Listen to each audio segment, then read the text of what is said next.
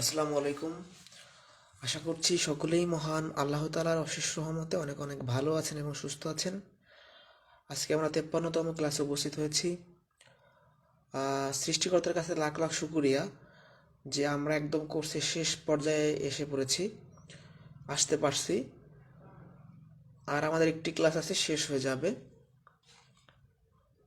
আজকে ক্লাস হলে শুধু ত্রিকোণমিতি বাকি থাকবে, কালকে রাত 8টায় ইনশাল্লাহ নিয়ে নিব।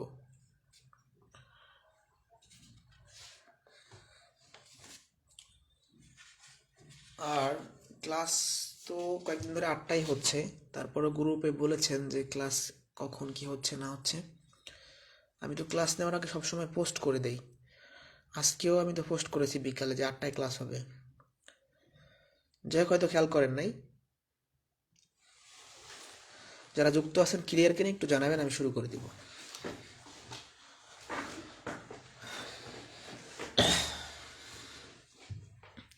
আর একটা ক্লাস আছেন, ধৈর্য ধরেন, হয়ে যাবে। তারপর আর কোনো সমস্যা থাকবে না আপনাদের।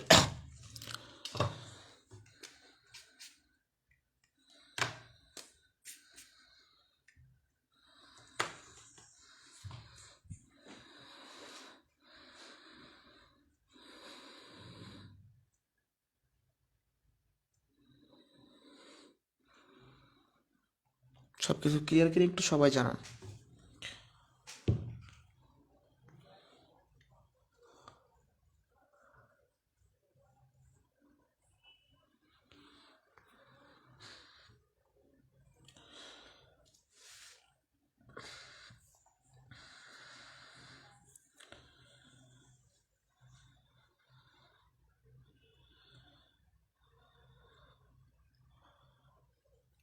ক্লিয়ার আছে সব কিছু?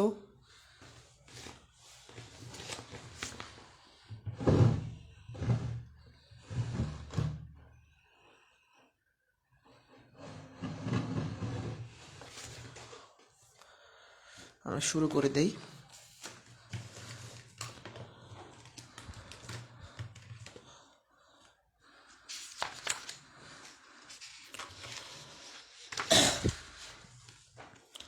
ঘন জ্যামিতি। বিসিএস প্রিলি, প্রাইমারি শিক্ষক নিয়োগ, শিক্ষক নিবন্ধন সহ বিভিন্ন পরীক্ষাতে খুব কম প্রশ্ন হচ্ছে বা হয়। নর্মালি এখান থেকে খুব কম প্রশ্নই হয়, তারপরেও দুই একটা প্রশ্ন মাঝে মাঝে আসে, যার জন্য আমাদের পুরো টপিকটাই পড়তে হবে। এই ঘন জ্যামিতির সাথে আমরা সবাই পরিচিত। আয়তাকার বস্তু, কোণক, গোলক, বেলন, এগুলো আমরা সবাই পড়ছি। কম বেশি সূত্র সবাই পড়ে আসছি পরিমিতিতে বা হচ্ছে 5F, এগুলো পড়ে আসছি। তারপরেও হালকা করে আলোচনা করে যাব, সব ধরনের সূত্র দেখাবো। আসলে এই ঘন জ্যামিতির বিষয়গুলো সব সূত্রের। আপনি সূত্র পারলে ম্যাথগুলো পারবেন, সূত্র না পারলে আপনি কিছুই পারবেন না।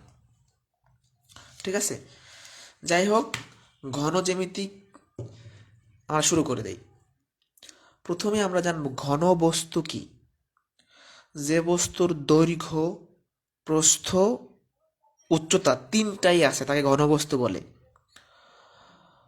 আমরা এটা রেখার ক্লাসে একটা শখ দেখছিলাম যে ঘনবস্তুর কি কি থাকে, দৈর্ঘ্যও থাকে, প্রস্থও থাকে, উচ্চতাও থাকে। তো এখন যদি প্রশ্ন করা হয় যে ভাই ঘনবস্তুর উদাহরণ কি কি, ইট একটা ঘনবস্তু, বই একটা ঘনবস্তু, ফুটবল একটা ঘনবস্তু। এখন প্রশ্ন হতে পারে যে ভাই ইট কেন ঘনবস্তু।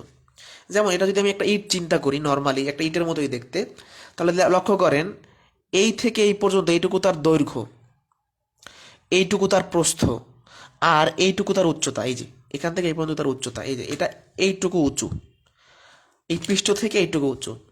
তাহলে এইটা একটা কি ঘনবস্তু, যার দৈর্ঘ্য, প্রস্থ, উচ্চতা থাকবে, সেটা ঘনবস্তু। প্রশ্ন আসতে পারে যে ঘনবস্তু কোন মাত্রা দ্বারা তৈরি হয়, বা ঘনবস্তুর কি কি আছে। দৈর্ঘ্য আছে, প্রস্থ আছে, উচ্চতা আছে। উদাহরণস্বরূপ কি কি? ইট, বই, তারপরে ফুটবল ইত্যাদি ইত্যাদি। শেষ। এখন ঘনবস্তুকে নর্মালি বা সাধারণত 5 ভাগে ভাগ করা হয়েছে, আমরা প্রত্যেকটাই পর্যায়ক্রমে শিখব। 5টা ভাগ হচ্ছে ঘনক, আয়তাকার ঘনবস্তু, কোণক, বেলন এবং গোলক। আমরা এই 5টা টপিক পড়লে হয়ে যাবে, এর বাইরে কিছু লাগবে না। প্রথমে আমরা পড়ব আয়তাকার ঘনবস্তু কাকে বলে। তিন জোড়া সমান্তরাল আয়তাকার সমতল পৃষ্ঠ দ্বারা আবদ্ধ ঘনবস্তুকে আয়তাকার ঘনবস্তু বলে। আসলে এই ঘনজ্যামিতির যে কনসেপ্টগুলা, এই কনসেপ্টগুলোর কি three D shape. Three D shape তো আমরা সবাই বুঝি, এগুলো আসলে চিত্র এঁকে বোঝানো সম্ভব না। এগুলো যদি কম্পিউটার অ্যাপস হতো বা তখন থ্রি ডি শেপটা দেখানো যাইতো। ঠিক আছে, একজনে লিখেছেন যে ফুটবল এটা কিভাবে সম্ভব। আপনি ফুটবলটাকে যদি চিন্তা করেন, এর অবশ্যই চারপাশের প্রস্থ আছে, তাই না? আবার উচ্চতাও আছে, আবার দৈর্ঘ্যও আছে। একটা ফুটবলকে যদি আপনি ভাগ করেন মাঝখান দিয়ে, এর উচ্চতা বের করা সম্ভব, এর দৈর্ঘ্য বের করা সম্ভব, এর প্রস্থ বের করা সম্ভব। আমি আবার বলছি এটা থ্রি ডি শেপ, এগুলো সব থ্রি ডি শেপ, যার কারণে এগুলা বোঝানো হচ্ছে, চিত্র দিয়ে বোঝানো সম্ভব না, বা চিত্র আঁকাও সম্ভব নয় এইভাবে। নর্মালি কিছু কিছু চিত্র আঁকা যাইতে পারে, কিন্তু ম্যাক্সিমাম চিত্র হচ্ছে আপনার কম্পিউটারে দেখাইলে খুব সুবিধা হয়। যাই হোক, আয়তাকার ঘনবস্তুর উদাহরণস্বরূপ হচ্ছে বই। তিন জোড়া সমান্তরাল আয়তাকার সমতল পৃষ্ঠ থাকে। এর উদাহরণটা কিভাবে দেওয়া যায়? সাপোজ আমরা একটা বই যদি চিন্তা করি, একটা আয়তাকার ঘনবস্তু, এর লক্ষ্য করেন এটাও দৈর্ঘ্য, এটাও দৈর্ঘ্য, তাহলে এটা কি এক জোড়া। এটাও প্রস্থ, এটাও প্রস্থ, তাহলে দুই জোড়া। আপনি এটাও সমান্তরাল, এটাও সমান্তরাল, দুই জোড়া সমান্তরাল পাইছেন। একইভাবে আপনি উচ্চতাটা যদি চিন্তা করেন, এটা আর এটা, তাহলে এটা কি হবে? এটাও কিন্তু সমান্তরাল, এটাও দুইটা সমান্তরাল বাহু। তাহলে কয় জোড়া পাইলেন? প্রস্থ এক জোড়া, দৈর্ঘ্য এক জোড়া, উচ্চতা এক জোড়া। ঠিক আছে, ওকে। তাহলে আমরা উদাহরণস্বরূপ বইটা নিতে পারি। এখন আয়তাকার ঘনবস্তুর আয়তন বের করার সূত্র হচ্ছে দৈর্ঘ্য গুণন প্রস্থ গুণন উচ্চতা। এটা জানতে হবে সবার। এই সূত্রের ম্যাথ আসে, সেই ম্যাথগুলো আমরা সামনে দেখব। ওকে, তাহলে আমরা সামনের দিকে যাই। আপাতত এখানে এই সূত্রটা শিখলাম যে আয়তাকার ঘনবস্তুর আয়তন বের করার সূত্রটা দৈর্ঘ্য গুণন প্রস্থ গুণন উচ্চতা। এরপর দেখি কি হয়। খুব কম ম্যাথ পাওয়া গেছে, প্রাইমারিতে দুই একটা ম্যাথ আগে হইতো 8 সালের 10 সালের দিকে, এখন হয় না বললেই চলে, তারপরেও শিখতে হবে। প্রশ্ন একে বলছে একটি আয়তাকার ঘনবস্তুর দৈর্ঘ্য, প্রস্থ ও উচ্চতা যথাক্রমে 15 সেন্টিমিটার, 10 সেন্টিমিটার ও 6 সেন্টিমিটার। এর আয়তন কত হবে? তো আমরা আয়তাকার ঘনবস্তুর আয়তন বের করার সূত্রটা কি পড়ে আসলাম একটু আগে? আমরা দেখলাম দৈর্ঘ্য, প্রস্থ আর উচ্চতার গুণফল। তাহলে দৈর্ঘ্য দেওয়া আছে 15, উচ্চতা 10, আর মানে সরি প্রস্থ 10, উচ্চতা হচ্ছে 6। 150 আর 6 গুণ করলে 900 ঘন সেন্টিমিটার। ঘন কেন হইলো? আমি তিনটা মাত্রা গুণ করতেছি, তাহলে পাওয়ার 3 বা ঘন ঘন হয়ে গেছে, এই জন্য ঘন সেন্টিমিটার। ওকে, আমরা প্রশ্ন 2-এ যাই। 15 মিটার দৈর্ঘ্য, 7 মিটার প্রস্থ, 5 মিটার গভীর একটি পুকুর খনন করতে কি পরিমাণ মাটি কাটতে হবে? এখন এই প্রশ্নটার কোথাও লেখা নাই যে এটা একটা আয়তাকার ঘনবস্তু। আপনাকে বুঝে নিতে হবে যে একটা পুকুর দেখতে আয়তাকার ঘনবস্তুর মতো। কিসের মতো? আয়তাকার ঘনবস্তুর মতো। যেমন আমরা যদি উদাহরণস্বরূপ দেখাইতে চাই, এটা যদি একটা পুকুর হয়, তাহলে এর কি এই দৈর্ঘ্য আছে, এদিকে দৈর্ঘ্য আছে, প্রস্থ আছে, আবার এই যে ভিতর থেকে উচ্চতাও আছে। তাহলে পুকুর একটা কি আয়তাকার শেপ, এটা আপনাকে মনে রাখতে হবে বা জানতে হবে। আর একটা কথা এখানে দেখতে পাচ্ছি যে দৈর্ঘ্য, প্রস্থ আর গভীরতা মানে উচ্চতা দেওয়া আছে, তার মানে এটা কি হবে? আয়তাকার ঘনবস্তু হবে। তাহলে আমাকে বলছে কি পরিমাণ মাটি কাটতে হবে। আমি যদি তার আয়তনটা বের করতে পারি, সেই আয়তনের সমান মাটি কাটতে হবে, সহজ হিসাব। তাহলে সহজ কথা, এখানে আমাকে আয়তন বের করতে বলছে। দৈর্ঘ্য, প্রস্থ আর উচ্চতা 5 7 35, 35 15, 525 ঘন সেন্টিমিটার। শেষ। ওকে,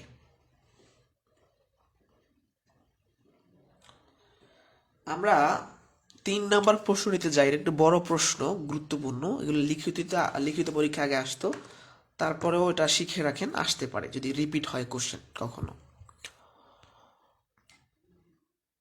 কিছু কিছু টপিক আছে, যেমন পরিমাপের যে একটা টপিক আমরা পড়লাম, ক্ষেত্রফল ও পরিমাপ। ওখান থেকে নর্মালি প্রশ্ন হয় না বললেই চলে। কিন্তু হঠাৎ করে দেখা যায় অডিটর পরীক্ষায় কোশ্চেন চলে আসে। এই যে লাস্ট এই বছরে যে অডিটর পরীক্ষাগুলো হয়েছে প্রিলি, দেখবেন যে 2-3টা প্রশ্ন হয়েছে কি থেকে, পরিমাপ থেকে। তো এখন প্রশ্নগুলো যদি অ্যানালাইসিস করলে দেখা যাচ্ছে যে ওই প্রশ্নগুলো সব বিগত সাল থেকে রিপিট আসছে। মানে যে সমস্ত টপিক থেকে প্রশ্ন কম হয় সেই সমস্ত টপিকের বিগত প্রশ্নগুলোই বেশি বেশি সমাধান করতে হবে। এটা হচ্ছে কথা, ফাইনাল কথা। যে আমার এই গণজ্যামিতি থেকে প্রশ্ন কম হচ্ছে, আমি তাহলে গণজ্যামিতির বিগত সকল প্রশ্ন খুব ভালোভাবে মুখস্থ করে রাখবো বা দেখে রাখবো। সেটা যে কোনো গণিত হইতে পারে, ইংরেজি হইতে পারে, ঠিক আছে? তাহলে একইভাবে প্রত্যেকটা টপিকের ক্ষেত্রে এরকম হবে, যেগুলা কম গুরুত্বপূর্ণ তার বিগত প্রশ্ন আমরা সমাধান করে ফেলবো সবসময়। এই প্রশ্নটা খেয়াল করেন। বলছে, এটা ঐকিক নিয়মের একটা প্রশ্ন, যদি কিছু লোক প্রত্যাহ 12 ঘন্টা পরিশ্রম করে, এটা ঘনমিটার হবে, সরি এটা মিটার দেওয়া আছে, 5 দিনে 70 মিটার দীর্ঘ, 3 মিটার প্রস্থ, 2 মিটার গভীর একটি নালা কাটতে পারে। এই যে নালা দেওয়া আছে, এই নালা, পুকুর, এগুলো কি আয়তাকার শেপের। তবে প্রত্যাহ 10 ঘন্টা পরিশ্রম করে তারা কত দিনে 140 মিটার, 4 মিটার প্রস্থ আর 2.5 মিটার গভীর নালা কাটতে পারবেন? বিষয়টা খেয়াল করেন।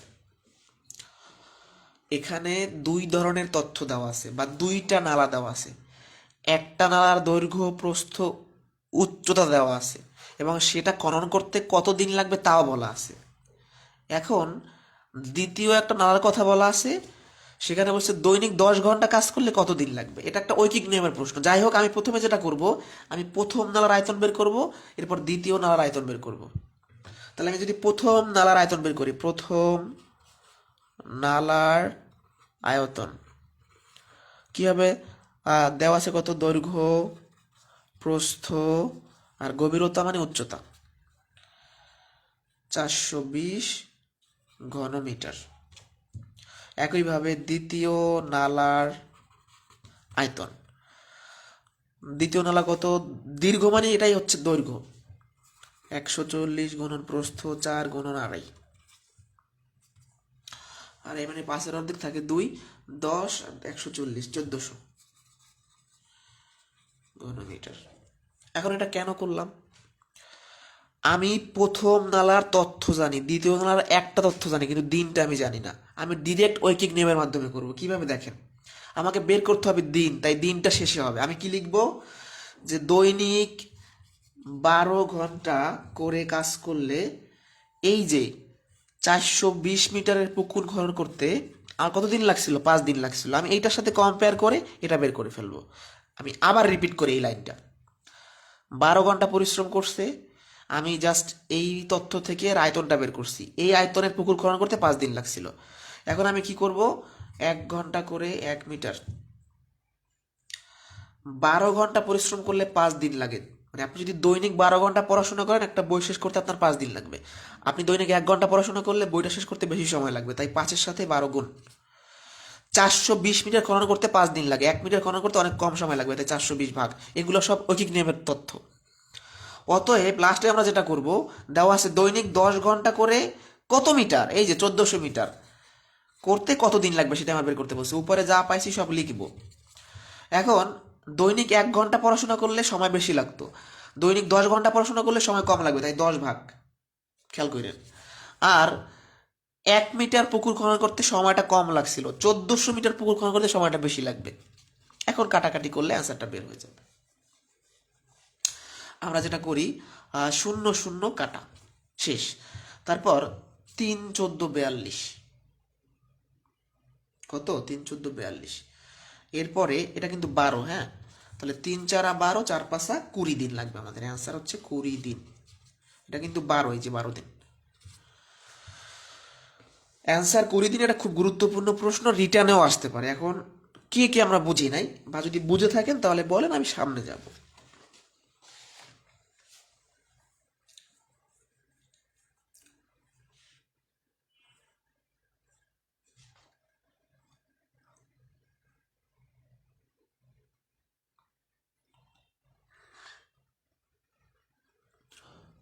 কোনো প্রশ্ন আছে কারো?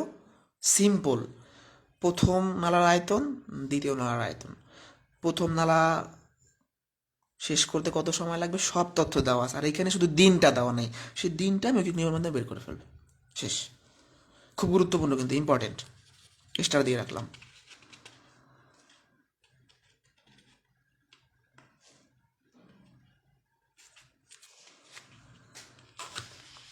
এখন আমরা আসি ঘনক। আমরা আয়তাকার ঘনবস্তু শেষ করলাম ম্যাথগুলা, এরপর আসি আমি ঘনক। দৈর্ঘ্য প্রস্থ উচ্চতা যদি সমান হয়, ঘনকের সংজ্ঞাটা কি? যার দৈর্ঘ্য প্রস্থ এবং উচ্চতা দুইটাই সমান হবে, মানে তিনটাই সমান হবে।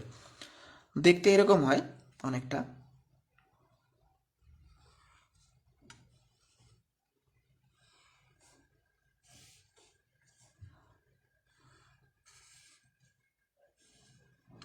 এটা জাস্ট আঁকার একটা প্রসেস।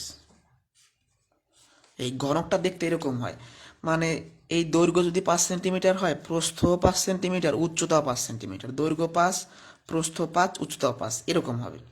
মানে দৈর্ঘ্য প্রস্থ উচ্চতা সব সমান হবে। আচ্ছা, এখন এই গণকের অনেক সূত্র আছে এবং প্রত্যেকটা সূত্রই শেখা উচিত, যদিও এত সূত্র শেখাটা টাফ। এখানে একটা 3 মিসিং আছে, হ্যাঁ, তারপরও শিখতে হবে, কিছু করার নাই। আমরা জানি গণকের দৈর্ঘ্য প্রস্থ উচ্চতা সমান হয়।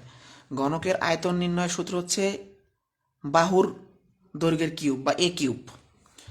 একটি তলের ক্ষেত্রফল নির্ণয়ের সূত্র হচ্ছে এ স্কোয়ার। আর সমগ্র পৃষ্ঠ মানে একটা গণকের 6টা পৃষ্ঠ থাকে। কয়টা পৃষ্ঠ থাকে? 6টা পৃষ্ঠ থাকে। এই যে এই একটা, এই একটা, এই পাশে একটা, এই পাশে একটা, এই সাইডে একটা, ওই সাইডে একটা, মোট 6টা।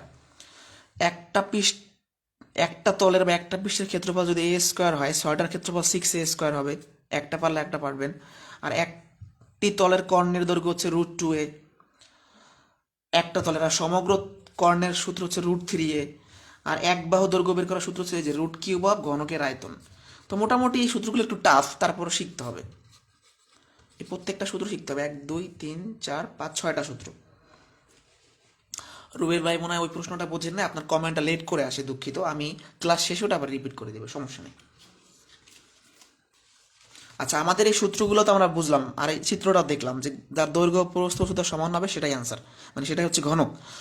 তাহলে আমরা কিছু কোশ্চেন দেখি এখান থেকে, 2টা প্রশ্ন। বিগত সালে যা যা প্রশ্ন আসছে আমি ইনক্লুড করার ট্রাই করছি। আচ্ছা, প্রশ্নটা আমি পড়ি। একটি ঘনকের কর্ণের দৈর্ঘ্য, এটা কি হবে? কর্ণের দৈর্ঘ্য 4√3 সেন্টিমিটার হলে উহার ক্ষেত্রফল কত? এখন আপনি ক্ষেত্রফলের সূত্র কি জানেন? আর একটা কথা, আমাকে যদি প্রশ্নে বলে দেয় যে একটি তলের ক্ষেত্রফল কত, তখন কিন্তু এই সূত্র। আর যদি নর্মাল ক্ষেত্রফল বলে, নর্মাল মানে সমগ্র, এই কথাটা বুঝতে হবে। যদি আমাকে প্রশ্নে ডিফাইন করে দেয় একটা তলের ক্ষেত্রফল, তখন সূত্র এ স্কোয়ার। আর শুধু ক্ষেত্রফল বা সমগ্র বললে 6a স্কোয়ার। যাই হোক, আমার ক্ষেত্রফলের সূত্র হবে 6a স্কোয়ার, 6a স্কোয়ার। কিন্তু দাদা ভাই, আমার এর মানটা তো নাই, মানে বাহুর মানটা তো আমি জানি না। কি করা যায়? আমার করণীয় দৈর্ঘ্য দেওয়া আছে 4√2, 4√3, তাই তো? তো আমি করণের দৈর্ঘ্যের সূত্র কি জানি? √3 সমান a, তাহলে এটা সমান এই 4√3 লেখা যায়। মানে এটা হচ্ছে আমার করণের দৈর্ঘ্যের সূত্র, আর এটাও কর্ণের দৈর্ঘ্য। তাহলে দুইটা সমান চিহ্ন দুই পাশে রাখা যায়। √3 কাটা গেলে এ সমান 4। তাহলে এর মানটা যখন পেয়ে গেছেন, এখানে বসাই দেন। খুবই সহজ প্রশ্ন। অ্যান্সারটা কিন্তু আমাদের বের হয়ে গেল। বর্গ সেন্টিমিটার।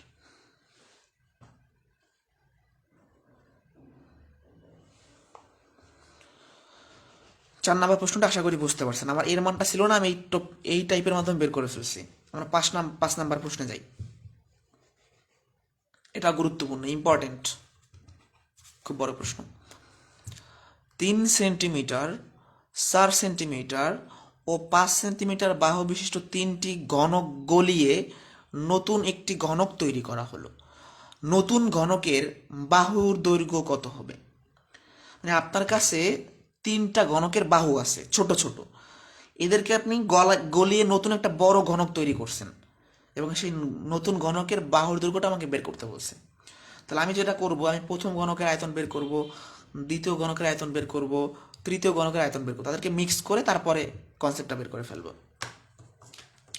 তো প্রথম ঘনকের আয়তন কত হবে? প্রথম ঘনকের আয়তন নির্ণয়ের সূত্র কি? এ কিউব, তার মানে 3 কত হয়? 27।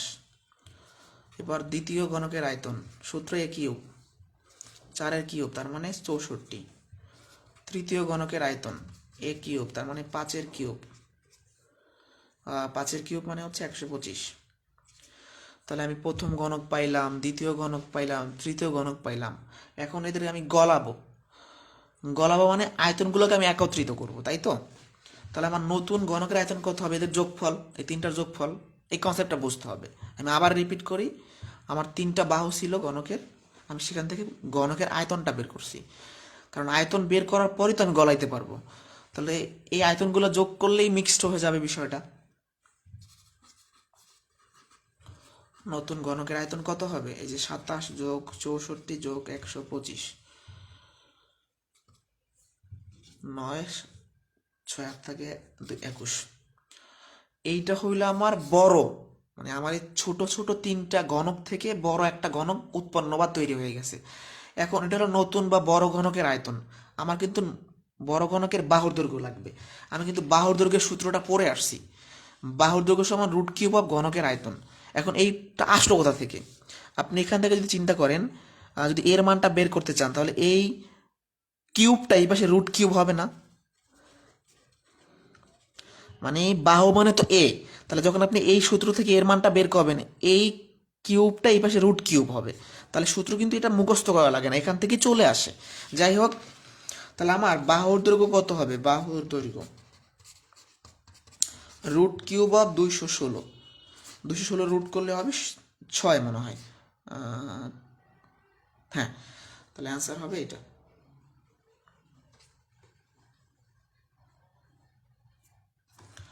এখন আমাদের গণক এখানেই শেষ। কারো কোনো কোশ্চেন থাকলে আমাকে করতে পারেন।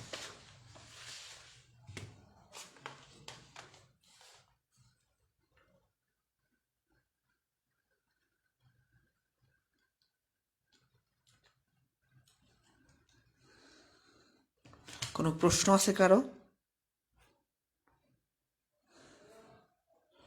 জাস্ট আমি 3টা ঘনক থেকে বড় ঘনক বানাইলাম। এটা বড় ঘনকের আয়তন, আয়তন দেওয়া থাকলে বাহুর দৈর্ঘ্য হচ্ছে √3 অফ ঘনকের আয়তন।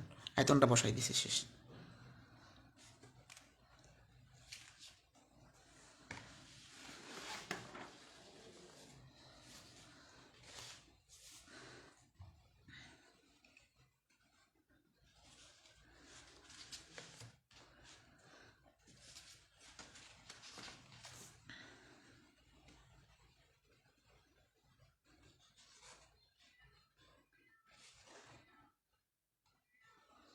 ক্লিয়ার? ওকে, তাহলে আমরা ঘনকটা শেষ করলাম। এখন আমরা গোলক নিয়ে কথা বলবো, স্পেয়ার। এই গোলকের সাথে আমরা সবাই পরিচিত কম বেশি, তাই তো? গোলক বা স্পেয়ার, এটা হচ্ছে, শেপটা দেখাইতে পারলে ভালো হইতো। এখন গোলক তো কাছে মনে, গোলক সবাই চিনেন। আচ্ছা, একজন লিখেছেন 16, কিভাবে 16? না, অ্যান্সারটা তো 6। অ্যান্সার কিন্তু 16 না, অ্যান্সারটা কিন্তু 6। আপনি 216 যখন √3 করবেন তখন কি হবে? 6 হবে।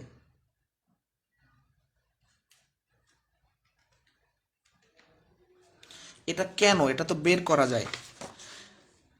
6 × 6 × 6, তার মানে 216 হয়। তার মানে এটার উপরে যদি আপনি √3 করেন তাহলে 6 হবে। এটা অ্যান্সারটা 16 না, 6। আচ্ছা, এই স্পেয়ারটা আমরা যদি একটু অঙ্কন করতে চাই, একটা অর্ধবৃত্তের ব্যাসকে অক্ষ ধরে, একটা অর্ধবৃত্ত, মানে এটা মনে করেন একটা অর্ধেক বৃত্ত, এর এই যে ব্যাসটাকে অক্ষ ধরে ওই ব্যাসের চারদিকে যদি এরকম ঘোরান তাহলে একটা ঘনবস্তু তৈরি হবে। এটা আসলে আইকা দেখানো সম্ভব না, এগুলো তো 3D শেপ। মানে একটা বৃত্তের ব্যাসকে আপনি যদি অক্ষ ধরে চারপাশে ঘোরান, একটা কি গোলক তৈরি হবে। ফুটবল একটা এক্সাম্পল হইতে পারে, যে ফুটবল একটা কি গোলক। আচ্ছা, এখন গোলকের আয়তন নির্ণয়ের সূত্রটা আমরা সবাই কম বেশি জানি, যে 4/3 πr3। এখানে আরটা কি? আর হচ্ছে ব্যাসার্ধ। আর গোলকের পৃষ্ঠের ক্ষেত্রফল 4/r², এটাও শিখতে হবে। 6 নম্বর প্রশ্নে আমাকে বলা হয়েছে একটি ফুটবলের ব্যাস 10 ইঞ্চি, ফুটবলের আয়তন কত। তো ফুটবলের আয়তন নির্ণয়ের সূত্রটা কি হবে, দেখেন এখানে কিন্তু কোথাও বলা নাই গোলক। এখন এই ফুটবল যেহেতু বলছে, তাহলে ফুটবল একটা গোলক আকৃতির, এটা আপনাকে যদি বুঝতে হবে। কিন্তু প্রশ্নে বলা থাকবে না যেটা গোলক, এটা হচ্ছে বেলন, বলা থাকবে না। আপনাকে শেপটা দেখে চিনতে হবে। একটা বই আয়তাকার ঘনবস্তুর মতো, একটা পুকুর, সেটাও কিন্তু আমরা পড়ছি। তারপর হচ্ছে গোলক, ফুটবল। ওকে, আচ্ছা এখন তাহলে আয়তন নির্ণয় সূত্র 4/3 পাই r কিউব। এখানে আর এর মানটা তো দেওয়া নাই। দ্রুত কমেন্টে জানাবেন যে ব্যাস যদি 10 হয় ব্যাসার্ধ কত, দ্রুত। আমরা জানি ব্যাসার্ধ হচ্ছে ব্যাসের অর্ধেক, তাহলে ব্যাসকে 2 দ্বারা ভাগ করলে 5 হয়, তাহলে 5 হচ্ছে আমাদের ব্যাসার্ধ, আর এর মান। তাহলে 5 এর উপর কিউব, 4/3, 5 এর কিউব হয় 125।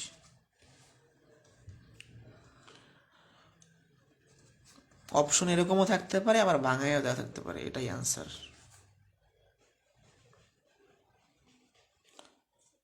এটাই উত্তর। হ্যাঁ, এখনও যদি অপশনে বলে তখন পায়ের মান 22/7 বসাই কাটাকাটি করে বা একটা দশমিক চলে আসতে পারে। অপশনে নর্মাল এরকমই থাকে যখন ক্যালকুলেটর ইউজ করতে দিবে না। 7 নম্বর প্রশ্নে আমরা যাই। একটি গোলকের ব্যাসার্ধ বা ব্যাস 3 গুণ বৃদ্ধি করলে ক্ষেত্রফল কত গুণ বৃদ্ধি পাবে। আচ্ছা, এই যে বৃদ্ধি পাওয়ার প্রশ্ন আমরা বৃত্তে করে আসছি না আগের ক্লাসে, ঠিক এগুলা দেখেই আনসার করা যায়। কেন? আপনি জাস্ট দেখবেন যে ব্যাস ব্যাসার্ধের সাথে সম্পর্কটা কোথায়। ক্ষেত্রফলের সাথে ব্যাস ব্যাসার্ধের সম্পর্ক কোথায়? এই যে আর আর এই ক্ষেত্রফল, তাহলে আমি এটা বলতে পারি যে ক্ষেত্রফলটা হচ্ছে ব্যাসার্ধের বর্গের সমান। কিসের সমান? বর্গের সমান। তাহলে যত গুণ দেওয়া থাকবে, যত গুণ দেওয়া থাকবে তার স্কোয়ার করলে অ্যান্সারটা পাবে যে 9 গুণ। কেন 9 গুণ আমি আবারও বলি, ক্ষেত্রফলটা ব্যাসার্ধের বর্গের সমান, তাহলে বর্গ করলে অ্যান্সারটা পাওয়া যাবে। এটা হবে যত গুণ তার উপর স্কোয়ার।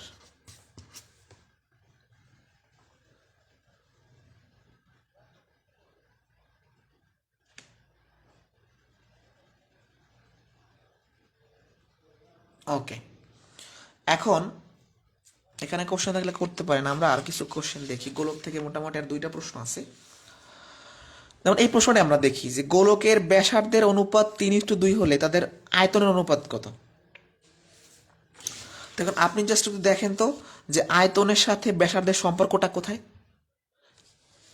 এই প্রশ্নটা যদি পারেন তার মানে এই প্রশ্নটা আপনার পারা উচিত।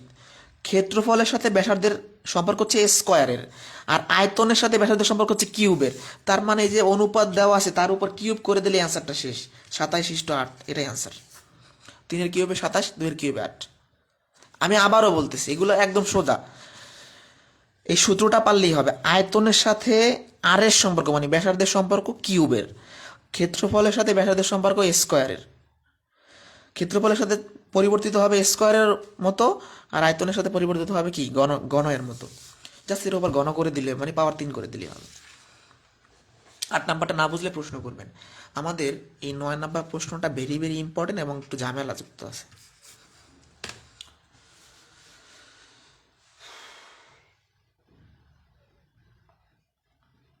এখানে দেখেন আমার কাছে দেওয়া আছে আয়তনের অনুপাত, আর বের করতে বলছে ক্ষেত্রফলের অনুপাত।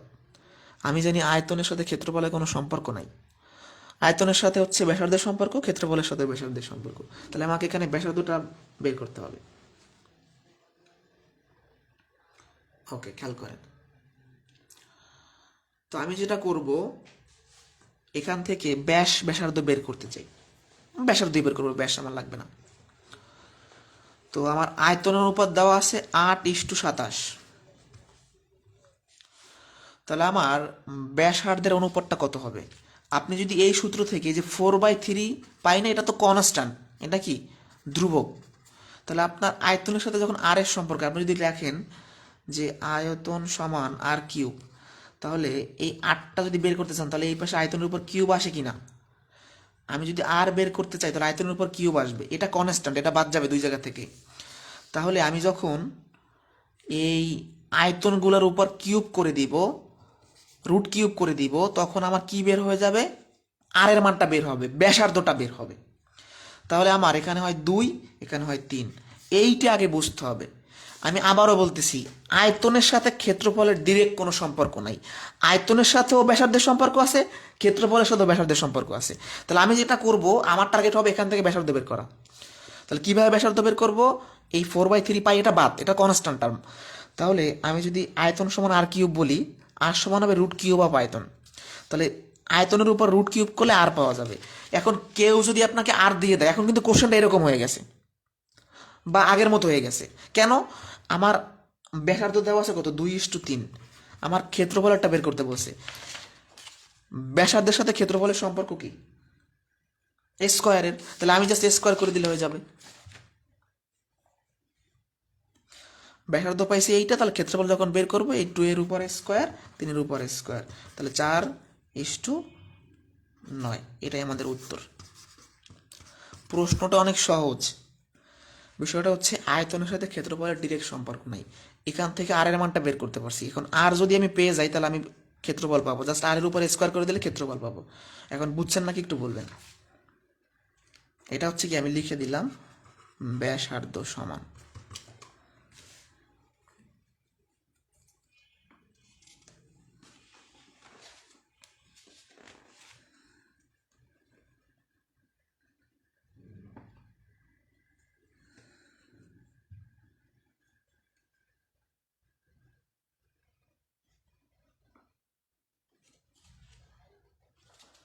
সামনে যাবো কিনা একটু কমেন্টে জানাবেন।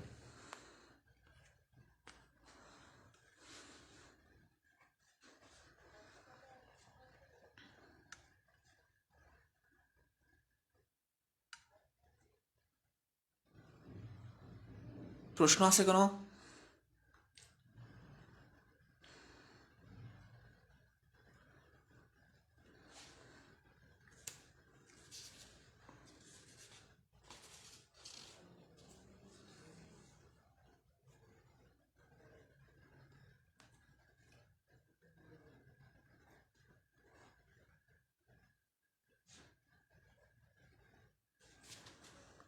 ওকে, তাহলে আমরা সামনে যেতে পারি। প্রশ্ন যেহেতু নাই, তাহলে আমাদের গোলক শেষ। এখন আমরা বেলন বা সিলিন্ডার নিয়ে কথা বলবো। আমরা সিলিন্ডার সবাই চিনি নাকি? দেখতে এরকম হয় না? পাইপ আর কি, পাইপ আকৃতির। আয়তক্ষেত্রের একটা বাহুকে যদি আমি স্থির রেখে এর চারপাশে ঘুরে, তাহলে একটা কি বেলন উৎপন্ন হবে। এগুলো সব 3D শেপ তো। আয়তক্ষেত্র তো আমার এরকম। এখন সাপোজ আমি এই বাহুটাকে স্থির রেখে এরকম ঘুরে আসবো, এরকম ঘুরে আসবো, তখন আমার কি একটা বেলন তৈরি হয়ে যাবে। ওকে, এখন বেলনের সূত্রগুলো পড়ে নিতে হবে। আয়তনের সূত্র পাই আর স্কোয়ার এইচ। এইচ মানে উচ্চতা, এইচ উচ্চতা, ব্যাসার্ধ আর। বেলনের বর্গের পিস। এত সূত্র আসলে শেখা সম্ভব না, তারপরও যদি সম্ভব হয় শিখে রাখতে পারেন, কারণ কোশ্চেন আসলে তো অ্যান্সার করতে হবে, সূত্র ছাড়া তো সম্ভব না। বর্গ পৃষ্ঠের ক্ষেত্রফল 2πr/h, আর সমগ্র পৃষ্ঠ মানে টোটাল ক্ষেত্রফল হচ্ছে এইগুলা 2πr/h+r। এখান থেকে 2πr কমন নিলে হয়। প্রশ্ন 10-এ আমরা একটু আসি। কোনো কুয়ার গভীরতা 10 মিটার, ব্যাসার্ধ 1 মিটার, ওই কুয়ার আয়তন কত? তাহলে এই যে কুয়া, খেয়াল করেন বিষয়টা। আমাদের পুকুর আর নালা, এটা আমরা শেষ করেছি। পুকুর নালা কি আয়তাকার ছিল? এখন এটা হচ্ছে কুয়া। কুয়া মানে অনেক গভীর। এটা কি বেলন আকৃতির। কুয়া তো আসলে আমরা ওইভাবে দেখি না, ইন্ডিয়াতে বেশি আছে। কুয়া মানে অনেক গভীর হবে, এটা সিলিন্ডার আকৃতির হয়। যে কুয়া যখন প্রশ্নে বলবে, তখন আমাকে বেলন ধরে নিতে হবে। এই সমস্ত বিষয় না জানলে ম্যাথ পারা যাবে না, কারণ আপনি এই কোশ্চেনটা দেখে বুঝতে পারবেন না এটা কি আমি এই বেলনের সূত্র দিয়ে করব নাকি আয়তাকার ঘনবস্তুর সূত্র দিয়ে করব। যাই হোক, এটা আমার বেলন। আয়তন বের করতে বলছে। আয়তনের সূত্র পাই আর স্কোয়ার এইচ। তাহলে আয়তন পাই আর স্কোয়ার এইচ। পাই রেখে দিলাম, আর এর মানটা কত দেওয়া আছে? 1 মিটার, আর এইচ 10। তাহলে আমি লিখতে পারি 10 পাই। এটাই আমাদের অ্যান্সার।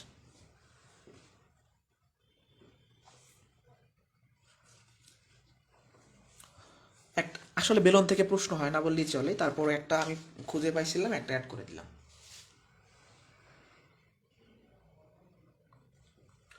এখানে কোশ্চেন থাকলে করবেন। আমরা কোনকে যাব, কোন,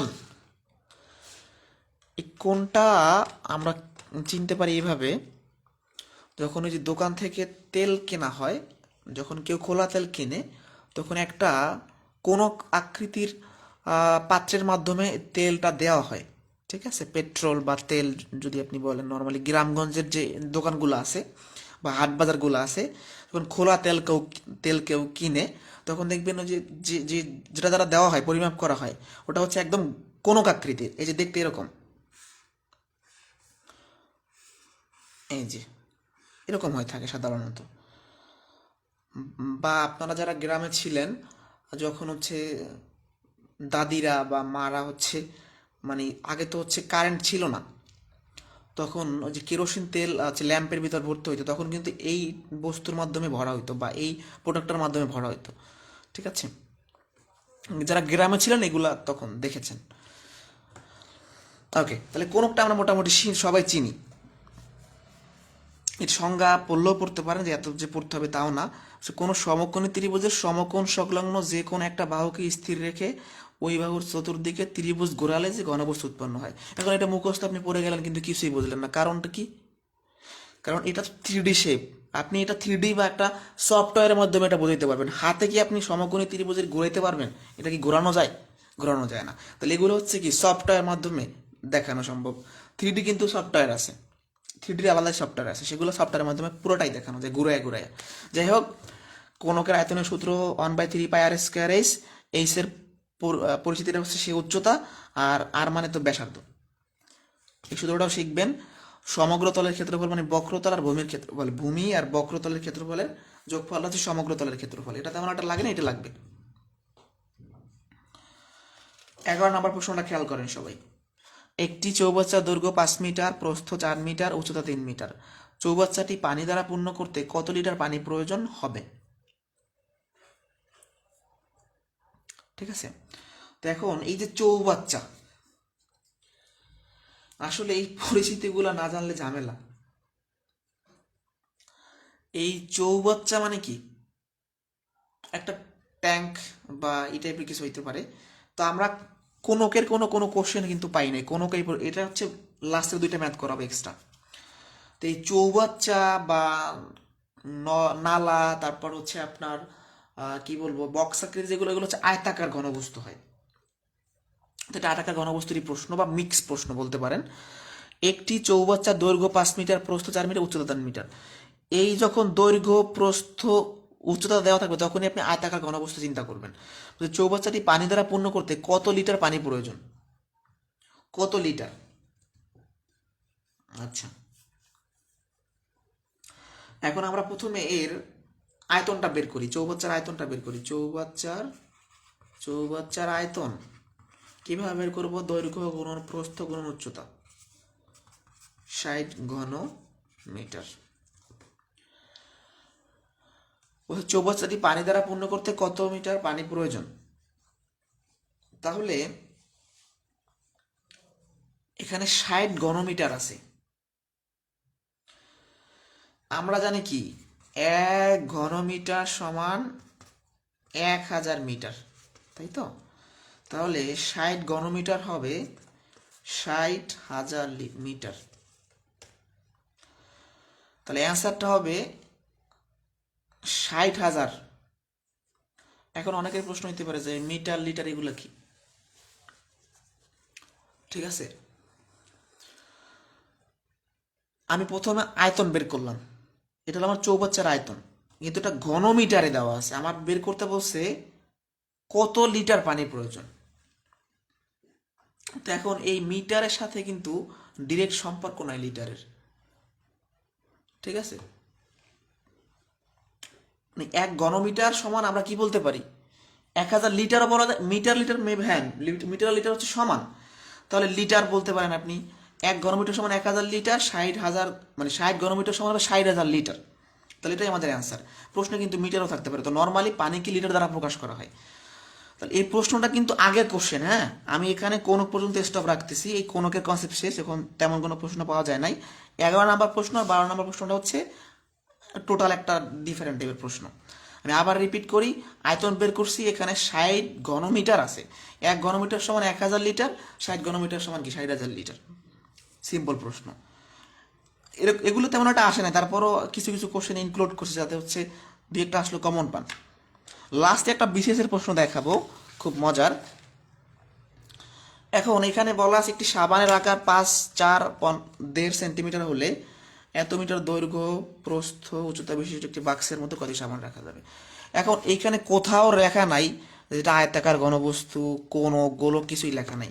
আপনাকে বুঝে নিতে হবে যে একটা সাবান দেখতে কিরকম হইতে পারে।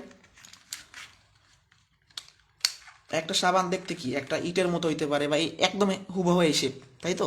তাহলে এর দৈর্ঘ্য, প্রস্থ, উচ্চতা সবই আছে। তাহলে আমি কি করব, সাবানের দৈর্ঘ্য, প্রস্থ, উচ্চতা দিয়ে সাবানের আয়তন বের করব, আর বাক্সের দৈর্ঘ্য, প্রস্থ, উচ্চতা দিয়ে কি বাক্সের আয়তন বের করব। এখন বলছে একটি বাক্সের মধ্যে কতটি সাবান রাখা যাবে। এটা মোটামুটি আপনি যদি মাথায় একটু চিন্তা করেন যে আমার সাবানের আয়তনটা যদি আমি পেয়ে যাই, বাক্সের আয়তনটা যদি পেয়ে যাই, তাহলে বাক্সের আয়তনকে আমি যদি সাবান দ্বারা ভাগ করে দেই, তাহলে বুঝতে পারবো যে এই বাক্সটার মধ্যে কতটা সাবান ধরবে। তাহলে আমার প্রথম টার্গেট কি, সাবানের আয়তন বের করা। এটা বিসিএস আসছিল সাবানের আয়তন। তাহলে দৈর্ঘ্য গুণন প্রস্থ গুণন উচ্চতা, 4×5=20, 1.5 মানে 3/2, 10, তার মানে 30 ঘন সেন্টিমিটার। এরপর আসি আমরা বাক্সের আয়তন, একইভাবে 55, 48, 30। এটা তো অনেক বড় হয়ে যায়, আমরা গুণটা করে ফেলি। 55, 48, তাই তো, 0, 40, ওই বাবা তো বিশাল আসতেছে সংখ্যা। এরপর আবার 30 দিয়ে গুণ করে দেখি, 30, 0, 79,200 আসে, 79,200। যাই হোক, এটা হলো আমাদের কি বাক্সের আয়তন। এখন আমাকে বলছে এই আয়তনের বাক্সে এই আয়তনের কতটি সাবান রাখা যাবে। তার মানে আমি যখন এই আয়তনকে সাবানের আয়তন দিয়ে ভাগ করে দিব, আমার সংখ্যাটা বের হয়ে যাবে। তাহলে আমি লিখব মোট সাবান রাখা যাবে, তাই তো, ভাগ করে দিলেই আমার হয়ে যাবে। 200কে আমি ভাগ করব কত দ্বারা, 30 দ্বারা। 0 0 কাটা যায়, 7,920কে আপনি 30 দ্বারা ভাগ করেন, এটা 2600 সামথিং আসবে, 2640 আসে। তাহলে এটাই হচ্ছে আমাদের অ্যান্সার। এটা যেহেতু বিসিএস পরীক্ষায় আসছিল, এখান থেকে প্রশ্ন করলে এইটাই হইতে আসতে পারে, ঠিক আছে।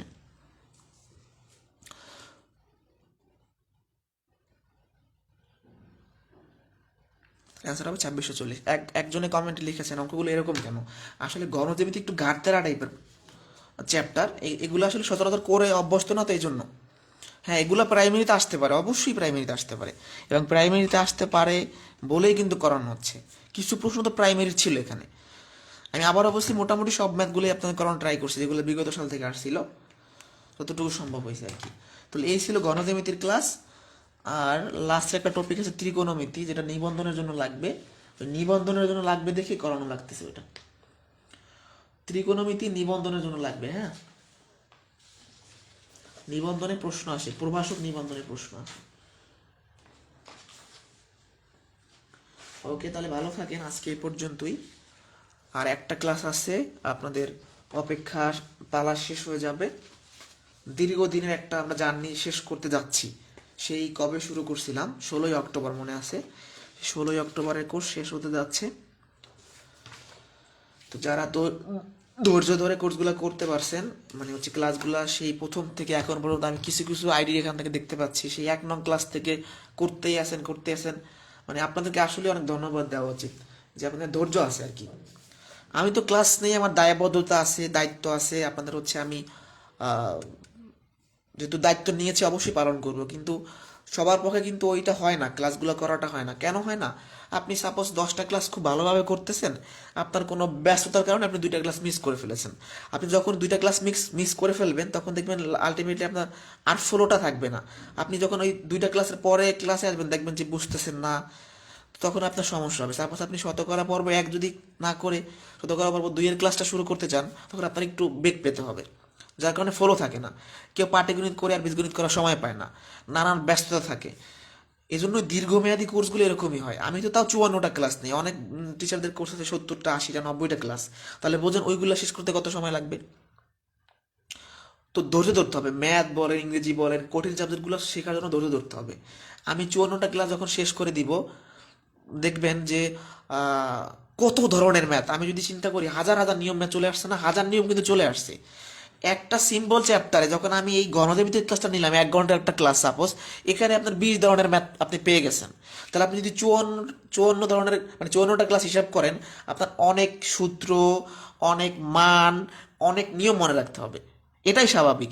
এবং আপনি যখন বিসিএস ফেলির হলে যাবেন, কিংবা প্রাইমারি হলে যাবেন, বা নিবন্ধনের হলে যাবেন, তখন আপনাকে শুধু গণিত না, গণিত, ইংরেজি সহ যত সিলেবাসের আয়তভুক্ত সব সাবজেক্ট আপনাকে পড়ে যেতে হবে। তাহলে চিন্তা করেন যে কতটা সমুদ্র আপনি পাড়ি দিচ্ছেন। আর সবার জন্য সব সময় শুভকামনা থাকবে, এবং আমি আপনাদের সাথে কানেক্টেড থাকবো।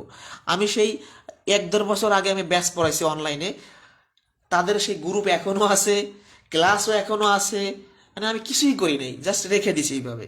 আমি কখনো ডিলিট করার প্রয়োজন বোধ করি নাই। তারপরেও যদি কোনোদিন ক্লাস ডিলিট করেও থাকি, আপনার আমি নোটিশ দিয়ে দিব। আর যে কোনো সমস্যা আমাকে বলতে পারবেন, বা বললেন, আমি যদি সুযোগ হয় অবশ্যই ট্রাই করব। ঠিক আছে। আর আরেকটা কথা হচ্ছে, আমি এই কোর্স সংক্রান্ত আপনাদের একটা যেটা সমস্যা হয়, আমি যেটা করলাম, যে আসলে এই দীর্ঘমেয়াদী কোর্সের নোট করাটা একটু টাফ হয়। তো আমি চাচ্ছি আমার যে পরবর্তী কোর্সগুলো আসবে, অবশ্যই করাবো। মার্চ মাস থেকে একটা চিন্তা ভাবনা আছে। আপনাদের শিডিউলটা ফাঁকা হয়েছে, কিন্তু তারপর আমি কোনো কোর্স নতুন নিচ্ছি না। আমি চাচ্ছি যে দেখি কোনো শিট তৈরি করা যায় কিনা। মানে হচ্ছে, এই যে আমি আজকে 12টা ম্যাথ করাইলাম, এই 12টা ম্যাথ থাকবে, কিছু বেসিক কনসেপ্ট থাকবে। এটা 2-3 পেজের একটা শিট আকারে যদি করে দেওয়া যায়, তাহলে আপনাদের হেল্প হয়। তো আমি চিন্তা করতেছি যে আমার পরবর্তী যে কোর্সগুলো আসবে, সেখানে আমি শিট দেওয়ার ট্রাই করব। আসলে সমস্যাটা কি হয়, টাইপিংটা সমস্যা হয়। কোনো কম্পিউটার অপারেটর রেখে যে টাইপ করবো, তাও সমস্যা, কারণ এটা তো বিশ্লেষণ অ্যানালাইসিস করেই টাইপ করতে হয়। বা আমি একটা ম্যাথ নিব, সেটা কোন কোন পরীক্ষায় আসছে, সমাধানটা কিভাবে দিলে ভালো হয়। তো এই সমস্ত বিষয়ে চিন্তা করলে কম্পিউটার অপারেটর রেখে আসলে সম্ভব না কোনোদিন। আর বাংলা টাইপিং তো মোটামুটি শিখছি, কিন্তু সমস্যা হয় এই যে ম্যাথমেটিক্যাল ইকুয়েশন দেওয়া। আমি একটা ম্যাথ টাইপ করবো বীজগণিতের, ওখানে আমাকে কিছু বাংলা লিখতে হবে, আবার কিছু ইংরেজিতে লিখতে হবে, রুট নিয়ে আসতে হবে, গুণ চিহ্ন নিয়ে আসতে হবে। সামান্য একটা ফ্রাকশন বাংলায় লেখার জন্য 10টা ক্লিক মনে হয় করা লাগবে, ওয়ার্ড ফাইলে যদি আপনি চিন্তা করেন। তো এই গণিতটা টাইপ করা একটু সমস্যা। তারপরে আমি চাচ্ছি যদি সময় হয়, পরবর্তী কোর্সের আগেই শিটগুলা তৈরি করা যায় কিনা। ঠিক আছে, আপনাদের শিট টিট করলে জানাই দিব, যাদের যাদের প্রয়োজন হবে সামান্যতম ফি দিয়ে নিতে পারবেন, সমস্যা নেই। আর হচ্ছে, যে কোনো সমস্যা শেয়ার করবেন, গ্রুপ তো আছেই, পার্সোনালি করতে পারেন। আর আসলে আমার নিজের ব্যক্তিগত লাইফে একটু হচ্ছে আমি ব্যস্ত থাকি, যার কারণে আমি কিন্তু শুধু 1টা ঘন্টা সময় দিই আমার এই এই ম্যাথ জগতে প্রত্যেক দিন, এর বেশি কিন্তু দেই না। আমার কোনো ব্যস্ততা নাই, 2টা ব্যাচ চলে সপ্তাহে, 3 দিন একটা, 4 দিন একটা, শেষ। কোনো হচ্ছে ব্যস্ততা নাই, মানে আমি কোনো প্রফেশনালি ওরকম নিচ্ছি না, বা নিতে চাচ্ছিও না। তারপরেও আমার মনে হচ্ছে যে আপনাদের যদি আমি শীট আকারে দিতে পারি কখনো, বা পরবর্তী যারা আসবে, আপনার তো শেষ হয়ে গেছে, আপনার কথা আর কি বলবো, যারা পরবর্তীতে কোর্সে আসবে, যেন হচ্ছে শীটটা পাইলে কি হয়, এর সুবিধাও আছে আবার অসুবিধাও আছে। সুবিধাটা বলি, সুবিধাটা হচ্ছে কষ্ট করে নোট করতে হয় না, টেবিলে সময় কম দিতে হয়, মানে লেখালেখিতে পড়তে হয়, পড়া যায় বেশি। আবার একটু নেগেটিভ সাইডও আছে, যখন আমি শীট দিয়ে দিব, তখন ক্লাসের প্রতি একটু আগ্রহ কম থাকবে, যে ভাই তো শীট দিয়েই দিছে, আমি শীট পড়ে নিব। আর একটা সমস্যা, ওই নোট করলে যতটা গবেষণা হয়, বা যতটা প্রশ্নের চেহারা চেনা যায়, ওই শীট দেখে বা পিডিএফ দেখে পড়লে অতটা চেহারা চেনা যায় না। এটা আপনি একটু রিয়েলাইজ করে দেখেন, যে যে বা যারা এই 53তম ক্লাস পর্যন্ত নোট করতে পারছেন, তার কিন্তু অনেক ম্যাথের কোন পেজে কোন ম্যাথ আছে, কোনটার অ্যান্সার কীরকম, এখানে ভাই কী নিয়ম বলছিল, এটা কিন্তু চলে আসবে। কিন্তু আপনি যখন পিডিএফ দেখে পড়বেন, বা আমি যখন আপনাকে শিটটা দিব, শিট দেখে দেখে পড়বেন, আপনার কিন্তু অতটা গবেষণা হবে না। এটা আমি আমার বাস্তবেও প্রমাণ পাইছি, এবং আমি এই জন্যই কিন্তু শীটের ব্যবস্থা করি নাই। তারপরেও একটা ট্রেন্ড হয়ে গেছে যে শীট লাগে, এই জন্য চাচ্ছি শীটটা করতে। কিন্তু দুই একটা চ্যাপ্টার করা হয়েছে, শতকরা আরও কী কী যেন করা হয়েছে, সময় সাপেক্ষ অনেক, তারপরে চেষ্টা করতেছি। আর এই ধরনের কোনো সিদ্ধান্ত আসলে আপনাদের আমি জানাই দিব যাদের লাগবে।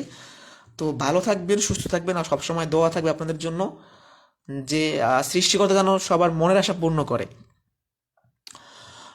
সবাই যে বিসিএস ক্যাডার হবে আর সবাই যে প্রাইমারি শিক্ষক হবে এটা এমন না, সবাই যে ব্যাংকার হবে এমন না।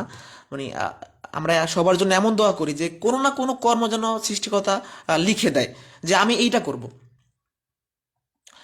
মানে অন্তত কাউকে যেন বেকার থাকতে না হয়। বেকারত্ব যে কতটা অভিশাপ সামাজিক দিক থেকে বা সমাজের মানুষ যেভাবে দেখে, যেমন আমাদের বিশ্ববিদ্যালয়ের এক আপু এই 3-4 দিন আগে সুইসাইড করছে। সে তার সেশন জটের কারণে, ফ্যামিলির প্রেশারে সুইসাইড করছে। আপনারা হয়তো খবর দেখলেই দেখতে পারবেন।